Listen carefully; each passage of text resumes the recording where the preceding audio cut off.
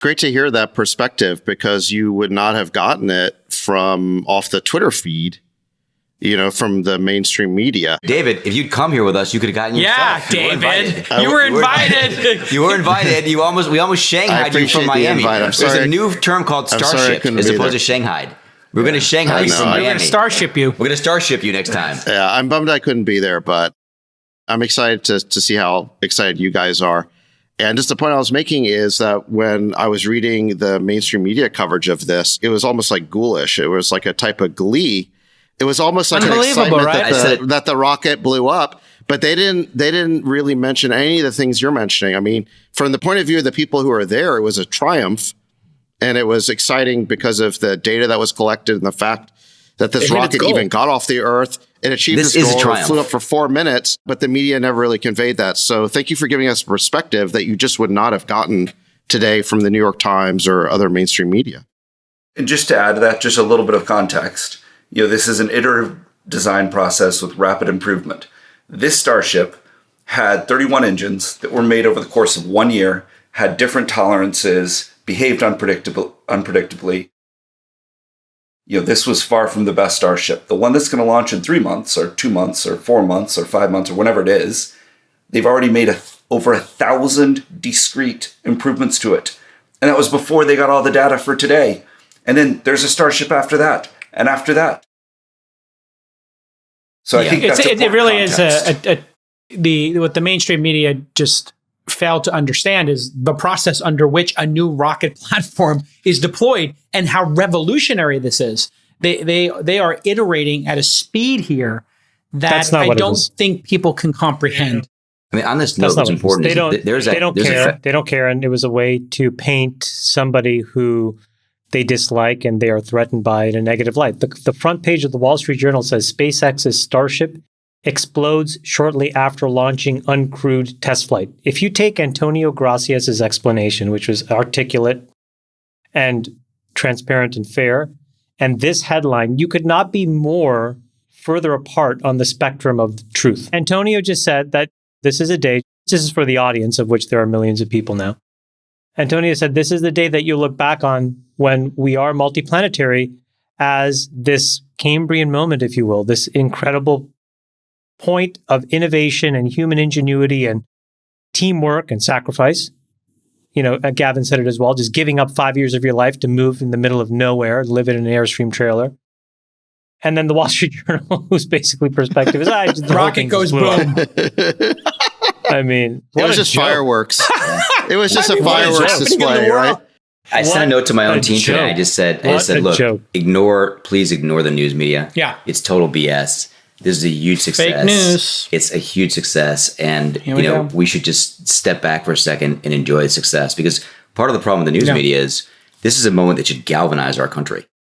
I mean, SpaceX is about America. SpaceX is an American company. This is about America. Well, I think they can't see that it potentially galvanizes support for a human being that they feel deeply threatened by. And that's what it all comes down to ultimately. And that's what you see in the headlines. That's why what's so interesting about this is that the behavior of the mainstream media to now paint this as something unsuccessful or a joke or rocket goes boom or fireworks, when you look back on something as meaningful as this, it'll just make them even less credible. That's unfortunately what they're doing to themselves, is shooting themselves in the foot. It's pretty sad. Yeah, and this wasn't just Wall Street Journal. This is CNN, New York Times. Everybody just painted it as a failure. And it's like, oh, here's a collection of headlines. Well done, producer Nick. I mean, literally, you would think if you read the mainstream media that SpaceX failed. And it really, when I was talking to Elon months ago about this, he said, listen, 50-50, we get off the launch pad. Yeah. If we can get off the launch pad and we don't blow up the launch pad, that's a huge success. The fact that this thing got as far as it is in 4 minutes and they got all that data, and they've got, when you see the scale of this factory, and I hope you all get to come down here and all Americans get to see this, because for me, and being friends with Elon for as long as I have, and to watch him go from the idea of this, and he showed me, I went with Elon to see the Hawthorne factory when he was considering renting it. And from that moment to now, to see the suffering that he went through personally to do this, and the team, the amount of suffering to get to this point has been so tremendous. But when you go to the Gigafactory in Texas, when you see what's happening here at Starbase, it should let you know that this is still the greatest country in the world with the greatest entrepreneurs. And he is truly the greatest entrepreneur of our lifetime. And I'm not just saying that because he's my bestie. I'm saying it because it's objectively true. And when you see headlines in the press, look at what has been accomplished. Look at the Teslas on the road. Look at what happened with this rocket ship and judge the man by what has been produced to date and understand he's going to keep going. And the team he has inspired is relentless. I sat there on the deck an hour or two after all this went down, and I just ate some chips and salsa with a half dozen of the people who were in mission control. They loved the podcast. They listened to every episode of All In. I kid you not. And they said, will you talk about this on All In? I said, will we talk about this on All In? Thank you for what you've done for humanity. This is the most inspiring thing I've experienced in my whole life. We love you guys. We love you guys, SpaceX.